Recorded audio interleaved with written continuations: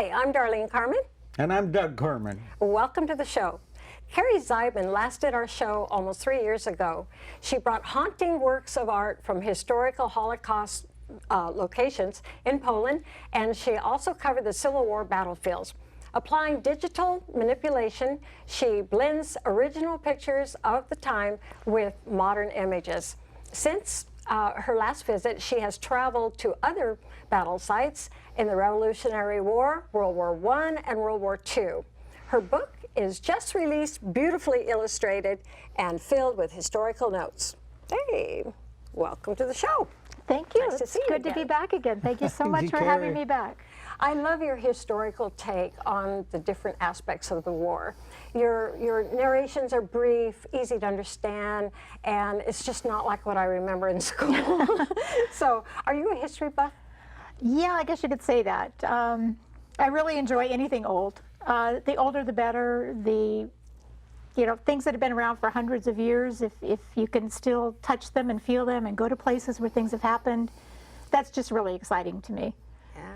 And yeah, so yeah, I know about in school it was pretty dry, and I was not really big on it in school either, but too many details, too much to memorize. If you experience it for yourself, it makes it more real and much more exciting. Not only did you research the war, but you look for your ancestors that fought in some of these wars.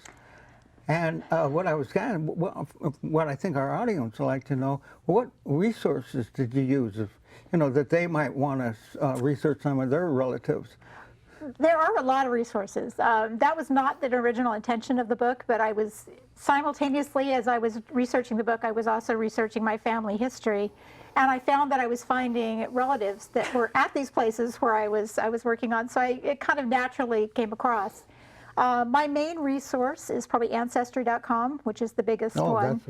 But there are a lot of resources, a lot of newspaper resources, Genealogy Bank, newspapers.com. There's Fold3, which is really great for military records. You can get military records there. Family Search is another one. There's several, depending on what you're trying to get, which location the person lived at, what time period, that kind of thing. Each one has its own specialty. Took a lot of time. Well, your family history goes back to the founding of our nation, but we don't want to go back that far. So let's start with the Revolutionary War. What did you find?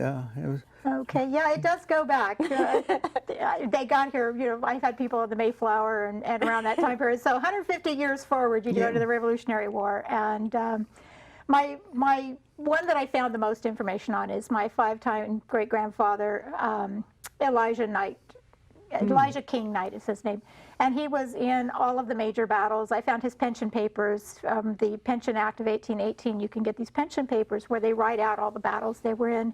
He was in most of the major battles. He was captured at the Battle of White Marsh. He was a prisoner of war with the British in Philadelphia for 2 weeks, where he was exchanged. And then he was at Valley Forge with George Washington, along with his first cousin Jonathan, who was also my first cousin Jonathan, who was the camp surgeon and an officer. So they were there at Valley Forge.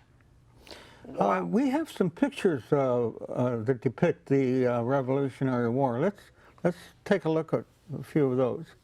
Yes, we should have one of the images from my book. This is one from Valley Forge, where you go there and they have some of the replicas of the cabins that the men lived in. And so this is one of the ghost images of the men from the Revolutionary War walking around the area. That's neat. Now you had to use people that were there at the site to get the ghost image? Yes, whenever possible, I do try to use period pieces. But Revolutionary War, there were not very many photographs back then, so kind of had to rely on them. Were you referring to the modern people? Yeah, the ghost images were actors that stay at these sites for the when people come to visit. Yes, some of them were actors that are at the site that dress up in the period pieces. Some of them are from reenactments. You can go to reenactments and get images, but most of the ones from the Revolutionary War are actors. Yeah. And we have a church coming up. Oh, yes. So the old tenant church this is the old tenant church. We were there on this beautiful fall day, and I spent the whole day there. This was a Revolutionary War era church in New Jersey and a cemetery around it. And this was right near the Battle of Monmouth. And it was used as a hospital during the war. And Is this the original church, or? This is the original church. Wow. And matter of fact, one of the men that was shot at the beginning of the battle was taken into the church, and he died. They did work on him in the church, though, and there's still blood stains on the pews in the church that you can still see. Wow. And I also had relatives, I found out later, that were there, had a pew in that church, and they were buried in that cemetery, and I probably walked right by him. So now I have to go back and Now you gotta go check it back out again. Find him.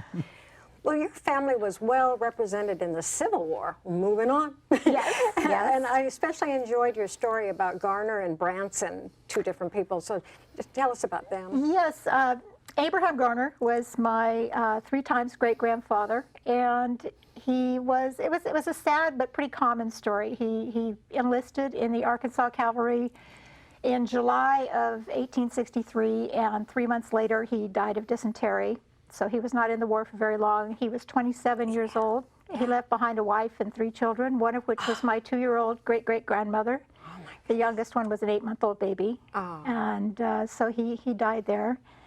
And then I also had my other grandfather, Alexander West, who was also in the war. And what was he doing? Actually, it was yes. Sorry. Well, I don't know how you would keep track. I mean, Most of the time I can, but occasionally they get lost. But yeah, he was also in the war. I had several relatives in each of the wars, and so sometimes Garner it's and hard. Branson, there was 2 that I had read about. Yes. Oh, Branson. Yes, Branson was a Quaker. That's right. He was in the Yes. the line of Quakers in the family. So he Yes. didn't actually fight in the war, but he actually had to sign up as a Confederate because he wanted to be the postmaster. The town needed a postmaster. He volunteered to be a postmaster, and for a government job, you had to be a part of the Confederacy. So after the war, he applied for a pardon and received a pardon from President Andrew Johnson. And I actually have the papers, Oh. copies of the pretty papers. cool. Yeah. Well, we have some pictures of the Civil War. So Yes, let's see. do you remember what's coming up first? Let's see, from the Civil War, we've got images coming up. This is one of the images I did outside of a place in Gettysburg called Rose's Woods. And it was just a beautiful sunset that night, and it just, when you're standing there, you can almost hear and feel the soldiers that were marching through those woods at the time, and that's kind of what the inspiration for this image yeah, is. Very nice. when you see the actual pictures, you can kind of see the little ghosts of everybody marching Yeah, through. It might be hard to see, but you can kind of see their They're heads. there. Yeah, with They're the- there. I mean, they're ghosts after all. I do make them turn And subtle. Next yeah. one, we have another one. And the next one coming up is, I guess we. What is that the was it. next one? In I don't know, whatever images they had up there, but we did have one There we Civil War. go. Yes, this is Antietam. This is one of the other battles that was there, and this was kind of a homage to the young soldiers. There were some boys as young as 8, 9, 10 years old that were part of the war and were fighting, and so I wanted to kind of show that in some of the images. So that was kind of the idea behind this image. And then we have, coming up, we have Pike. What's that first name? The Hagerstown Pike. Thank you. Yes, the Hagerstown Pike was a There it road there that, at Antietam, that was a site of a really bloody battle. And it left the road just littered with bodies at the end of the battle. And this one, it's really hard to tell, but the bodies I tried to make them look like they were part of the ground. But if you look really close, you'll see the bodies as part of the ground, because that's how I see them. And those bodies are from original photographs Yes. taken at the time. Yes. In the 1860s. Yeah, the Civil War was the first war where we actually had A lot of photographs. photographs, And so I tried yeah. to use period pieces of the photographs. And this was a picture that was taken at that very same spot. No. So those bodies that are on the ground there were the bodies that were on that actual ground, on that actual spot. Wow. So, Well, many people, moving on, many people Another war. associates the First World War with aerial combat, and that's because that was the first time airplanes were used. Were just coming in their forefront. But more importantly was the trench warfare, which was because of the advent of machine guns. So we had a very extensive trench warfare going on. Ah. So what did you learn when you were in Europe about, in the museums and that? What did you learn about the trench warfare? That was really interesting. Yeah, it was the first time that trench warfare was used also. So there was a lot of firsts in the First World War. And they had networks of miles and miles of these trenches. And it was really horrible. I mean, I know it's horrible, but not how horrible it was until you actually go there and go to the museums or go to the sites. And these men lived for weeks in these muddy trenches filled with water and rats and mud and poison gas and dead bodies and latrine pit. I mean, it was hell on earth. It was horrible. And one of the things that was kind of new also is that the men had not gotten over their urge to look up over the edge and see what was going on. And so there were a lot of men that got shot in the face. And with the advances in medical care, also a lot of these people that would probably have died any other time were living. So there were a lot of men with really bad, disfigured faces after the war.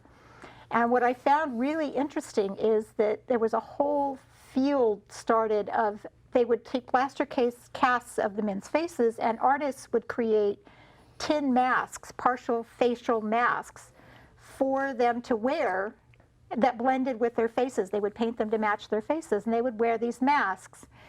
This is an example right here of, on the left at the bottom, you'll see the disfigurement. Wow. And then they would make this mask, and they would attach it to a pair of eyeglasses, and they would wear it, and then it would look, from at least from a distance, relatively normal. And it was a whole new field. And as an artist, I found that really interesting. Yeah, I never heard of that, or never knew that they did that. You could actually see the plaster casts that they used. That's something I thought I've seen a lot about the First World War, but nothing about what happened to those who survived. It's nice how they painted the faces and everything, for that period of time. That's really something. Now, in your travels also, you had a couple surprises. You saw some Jewish memorials that you weren't expecting to. Yes, that was quite interesting. The first one was in an area just outside of Ypres, Belgium, in the northern, World War I, where World War I was fought. Called the Palenbeek, where we walked around, and it's this beautiful area. It's beautiful now, it wasn't then, but now it's full of lush forests and fields and ponds and flowers, and every corner you turn around, there's like a little cemetery would just pop up. The image over here on our left here is one of the images from the forest there in the Palenbeek. It shows some of the soldiers. You can see that one really well. You can see the people in the forest really well. Yeah, the soldiers trying to get through there. And so that was the area. But one of the things that we came across was one of the cemeteries was called the Hedgerow Trench Cemetery. It was this beautiful little cemetery. They're all, by the way, very well manicured and maintained. It's 2 rows of beautiful white marble headstones in a ring around a giant marble crucifix. In that cemetery was one lone Jewish headstone, had a Star of David on it, and it was for a man named, a gunner named Louis Moses. And using my ancestry connections, this is the cemetery here. So I was able to look him up and found out he lived in Birmingham, England, and he died when he was 20 years old in 1917. And in the Jewish tradition, when you go to visit a Jewish grave, you put a stone on the headstone to mark that you had been there to visit. And I saw that Gunner Moses had several, if you bring up the next picture, you can see there's several stones on his headstone. So I was glad to see I see him on the top. I was glad to see that people had been to visit him. I figure if you've got to be the lone Jew spending eternity staring at a giant crucifix, I figure it's nice that people come and visit with you at least. So that was that. And then the other thing that we saw was in a place called the Ossuary in Douaumont in France, outside of Verdun. That was a neat place.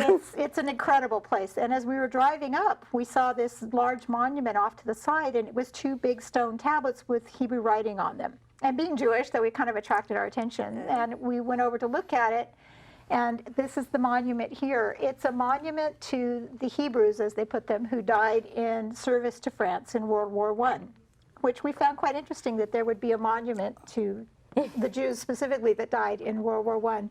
So this piece was to kind of show what I was thinking there. There were a lot of Jews that fought in World War I. And they were French then? The French Jews, yes. So this was a monument to the French Jews who died in World War I. Really neat. Well, now this next image coming up is the Tears of Arizona. And I really like this one. I love the colors in it. So I was wondering if we can get up the Tears of Arizona. I'm wondering now what made the colors. You know, maybe you can tell us a story about how the colors came up and your experience in Pearl Harbor. Yes, this is from the Pearl Harbor. This is at the Arizona Memorial. The Arizona was one of the ships that was sunk in the Pearl Harbor attack, and they didn't bring it up. They built a memorial over the top of it.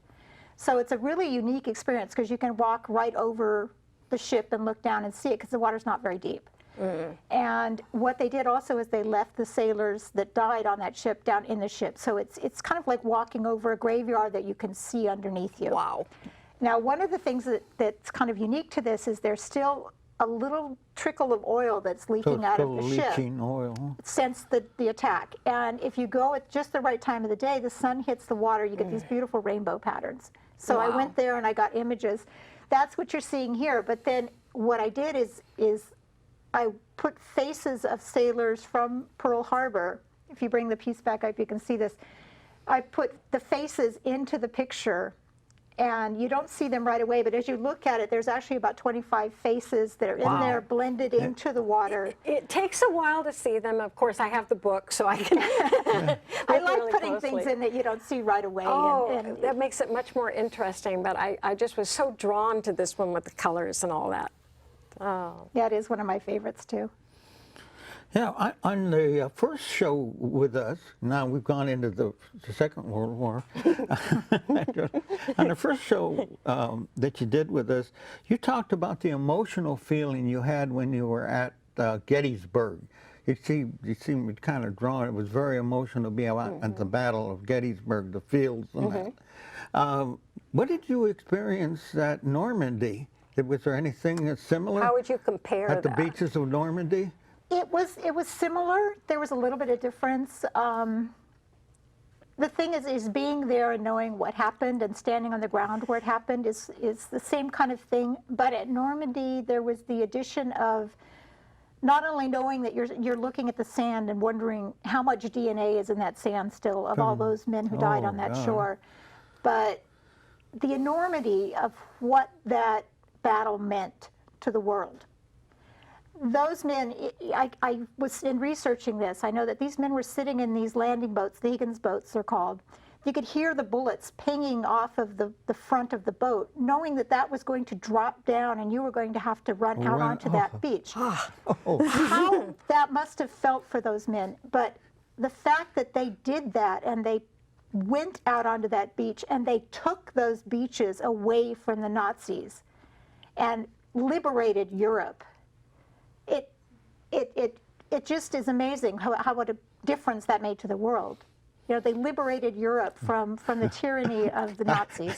And I think I would have jumped out of the back of the boat and everybody moved forward. anybody with sense Going probably out the would back. have. Yeah, it's kind of amazing to think of the courage that it took So to do that. which one Oh, had the unbelievable. most feeling for you, would you say? You know, they both had feeling for me, just a little bit different for each one. But, you know, even when I'm not there, just working with the photographs even, looking, you know, because I'd zoom in to crop people out, and I'm looking at these little faces of men that, the pictures are famous pictures. Anybody who's a history buff would recognize the pictures from the Civil War or the World War II. But the individual faces were somebody's husband, somebody's son, Yeah. you know, and we don't know who they are. Well, And this is one of the images of landing at Normandy. We had the advantage of when we were there, we crossed the channel and landed at Normandy ourselves. And so I was able to get some shots of actually coming into Normandy of what it would have looked like for the men. And then the picture itself is an original picture coming off of a Higgins boat onto the beaches in 1941. And you found the right position. Now you got it positioned perfectly, so you were right at that spot where that picture was taken. And, Yeah, some of it's that, some of it's a little bit of digital magic. I try to match it up whenever possible. And oh yeah, you've done some beautiful work. Going through the book, it's just fascinating, especially the Battle of Gettysburg. Speaking of the book, though, I love your collages. Let's see if we can get a picture of this. In your collages, this is just one. So can we get a picture of this? Yeah, I Try tried to to hold it do- straight. We have a couple people here now. Who are we looking at? Well, for World War II, I wanted to honor some of the people that were my husband's family as well. The one in the lower right-hand corner is my husband's father. This is Moses Zeidman. Morris Zeidman. And he's up in a couple other pictures Yes, up higher. he's also the one in the middle with the air jacket on and the cap. And then the other one is his uncle, Uncle Red Zeidman. And then the one at the top is the two of them both. They were brothers, and they were both in World War II. How cool is this? It was cool. His uncle actually flew in a B-17. He did 35 runs over enemy territory, bombing rail lines and factories. 35 missions. 35 He was missions. very fortunate to come back, or did he come back? He came back, and his father was part of, went to Germany after the war, Germany and France, and helped fix things back up, never get the towns back to normal. I can't remember the actual term, but he was there working there. So they both had really big parts in the war. And his stepfather also was on a boat in the Pacific during World War II. His stepfather, Albert Miller. So we had a lot of people in all the wars, but I had some, but not as many. I mean, as you get closer to you, you have a smaller pool, you know, because each generation you get double. So back around the Revolutionary War, and so, you know, those wars, I had a lot more people. Did we have any more to show of World War II? I thought we had another Normandy, or there were a couple of Normandy pictures. There was one other one that they could bring up. Yeah. No, this is World War II also, but this is actually from Auschwitz-Birkenau camp from the Holocaust. This was more like during the Holocaust. But there was another one of Normandy. We could. Oh, this is World War II. This is one of my images from the Pearl Harbor series. This is nice. the Japanese Zeros coming in right before the attack. Really nice looking. Thank Look you. at that, moody, very moody. Thank you. Well, Very nice. you know, having to go through the pictures you were going to use in this book and match the narrative that went along with it, that must have been very arduous. I mean, because I understand you have just a tremendous amount of pictures that you've taken and that you've 1,600, collected I think you said, to match. on the first That was time just you the were Civil. here. That was just the Civil War run. Yeah, I tend to be very prolific when I've got my camera out. It's going all the time. Actually, it's funny. In the back of the book, I put some photographs that my husband took on the trips of what he saw of me on the trips. And every single one of them, the camera's in front of my face, because it pretty much was all the time. But it's real easy to take a lot of photographs when you're Well, let's doing talk this. about this picture over here. I think this is very, very special. This is one of yours, and tell us about the picture itself and what happened to it. This picture is called the Freedom Rises in the East, and this is a picture of the Berlin Wall.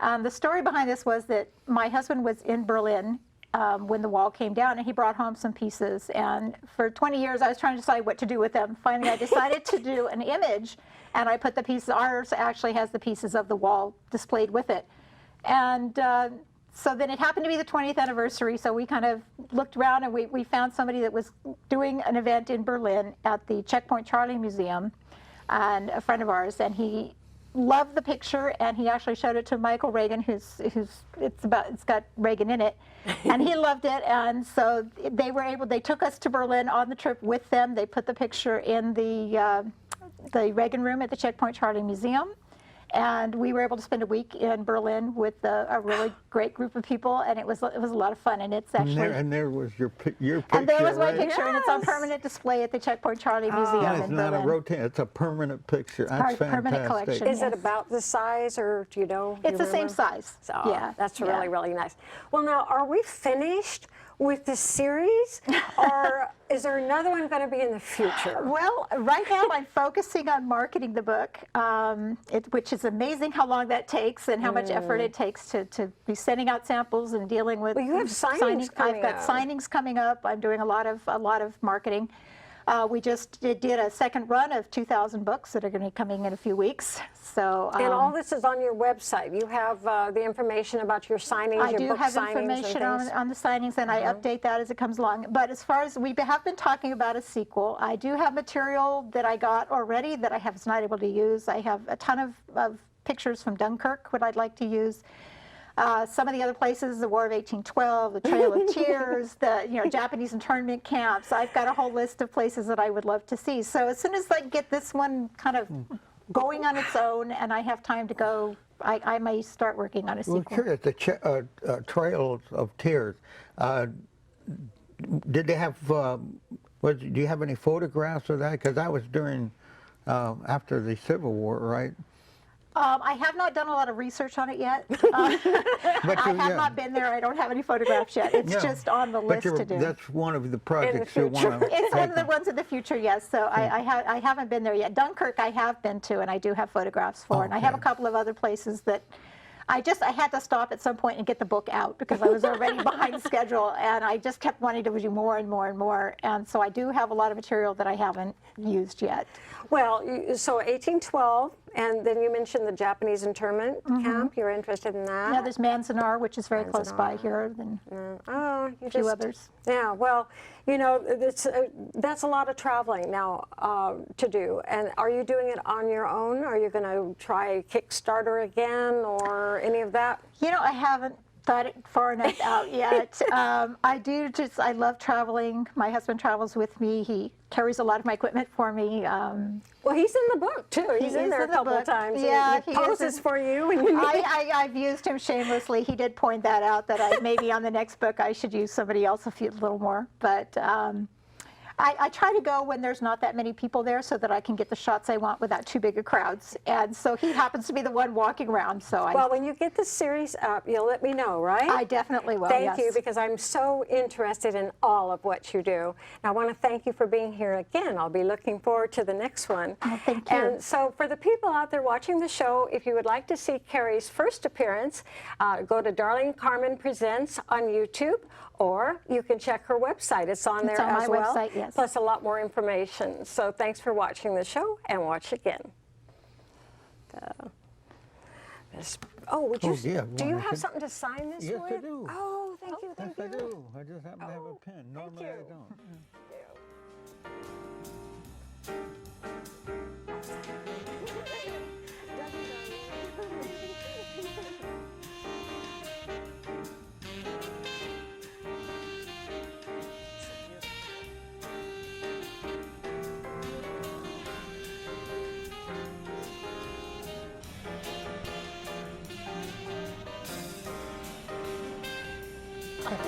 you.